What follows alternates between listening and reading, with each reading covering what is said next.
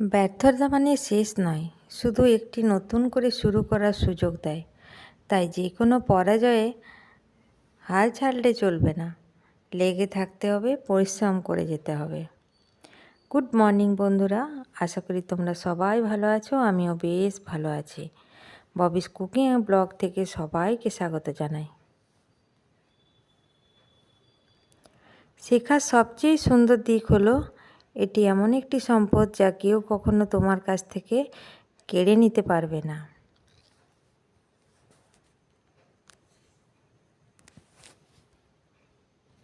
তো এখন বাজে সকাল 6:30। এখন থেকে আমি আমার ব্লগটা শুরু করছি।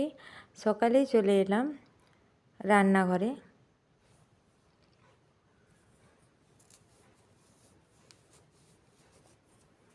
এরপর 1 কাপ চা বানিয়ে নেব। আজকে সেরকম কিছুই আমি করা হয়নি, অনেক দেরি করেই ঘুম থেকে উঠেছি, কারণ ঘুমটা সকালের দিকে একটু লেগে গেছিলো। রাত্রিবেলায় ছেলেটার খুব শরীর খারাপ ছিল, তার জন্য ঠিকমতো ঘুমটা হয়নি।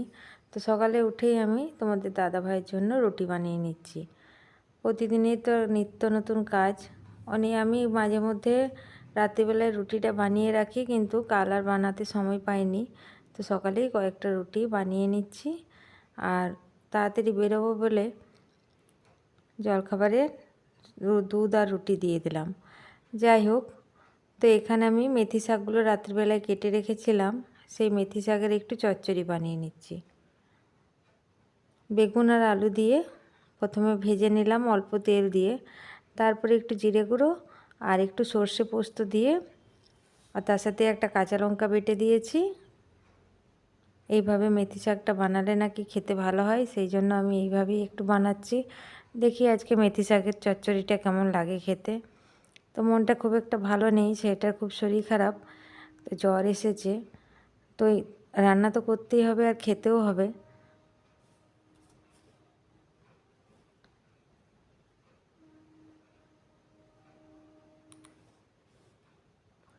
আর আমাদের বাঙালিদের একরকম রান্নাতে তো হয় না, 2-3 রকমের রান্না না করলে চলে না।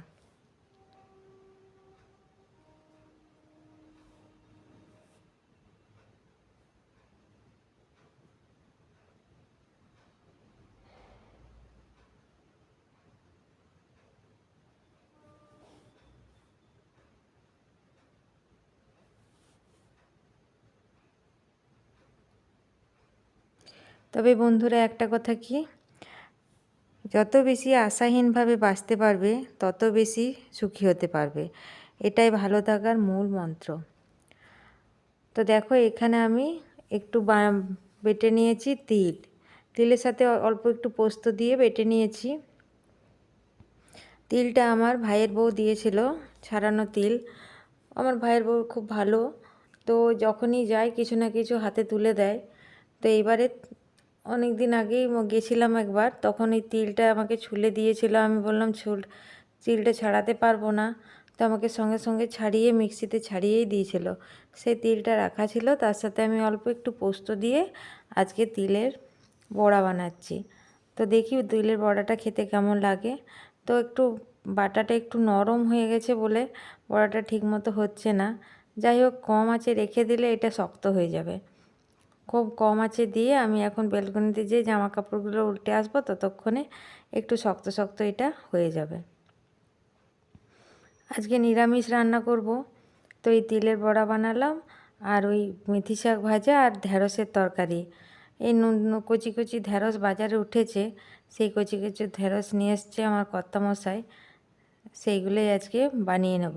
তবে ঢ্যাঁড়সের তরকারিটা একটু নতুনত্বই বানাবো, ওই বেসন দিয়ে একটু ঢ্যাঁড়সের তরকারি বানাবো, খেতে বেশ ভালোই লাগে। তো দেখো বন্ধুরা, তিলটা কেমন উঠতে চাইছে না, একটু নরম হয়েছে তো, কিন্তু কিছুক্ষণ রেখে দিলে এটা শক্ত শক্ত হয়ে যাবে, পোস্তের বড়ার মতোই হয়ে যায়।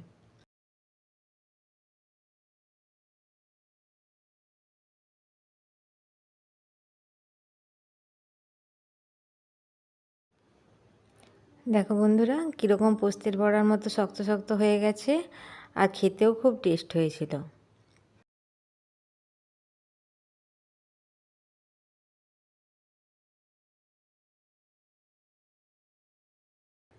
এইদিকে ঢ্যাঁড়সের তরকারিটা চাপিয়ে দিচ্ছি।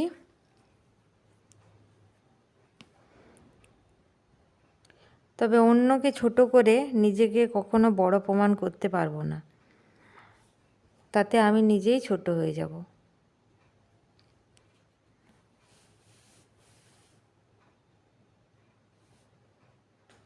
এইসব মোটিভেশনের কথাগুলো যখন শুনি আমার বেশ ভালোই লাগে।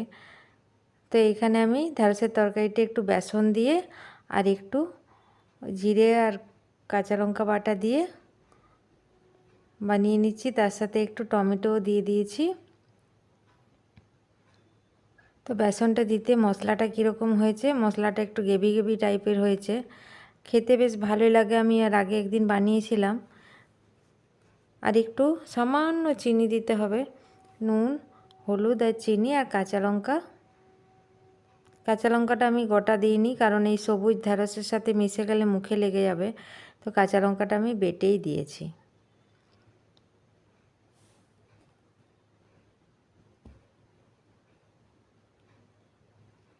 আর এইদিকে দেখো তোমাদের দাদাভাই একটা পেঁপে নিয়ে বসেছে কাটতে, বলছে আজকেই আমি পেঁপেটা কাটবো। তো চলো পেঁপে কাটাটা তোমরা দেখতে থাকো, কীরকমভাবে পেঁপের ছালটা ছাড়াচ্ছে। আমি পাশে একটা ক্যারি ব্যাগ দিয়ে দিয়েছি, ওইটাতে আমি সমস্ত ছালগুলো ফেলতে বলেছি, কারণ এখানে সেখানে ছাল ফেলা, বীজ ফেলা এইগুলো আমার একদম পছন্দ নয়, কারণ ওইটি ধরে আমি ফেলে দেব। আর এই যে পেঁপের আঠাটার জন্য আমি একটা থালাও দিয়েছি। কি সুন্দর পেঁপেটা ছাড়ানো যাচ্ছে। তবে বন্ধুরা আর ভিডিওটা বেশি বড় করব না। আমার এই ছোট্ট ভিডিও যদি তোমাদের একটুও ভালো লাগে তো একটা লাইক দিয়ে দিও প্লিজ, কমেন্ট করতে ভুলো না। আজ তাহলে এখানেই রাখি বন্ধুরা। তবে পেঁপে আমাদের শরীরে খুবই একটা উপকারী জিনিস, পেঁপে খাওয়া আমাদের খুবই ভালো আর লিভারের জন্যও ভালো। আমি আবার একটা নতুন ভিডিও নিয়ে হাজির হব। সবাই ভালো থেকো বন্ধুরা।